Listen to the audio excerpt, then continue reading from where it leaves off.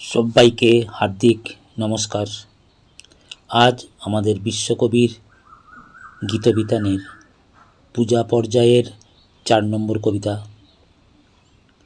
তুমি কেমন করে গান করো হে গুণী, আমি অবাক হয়ে শুনি, কেবল শুনি।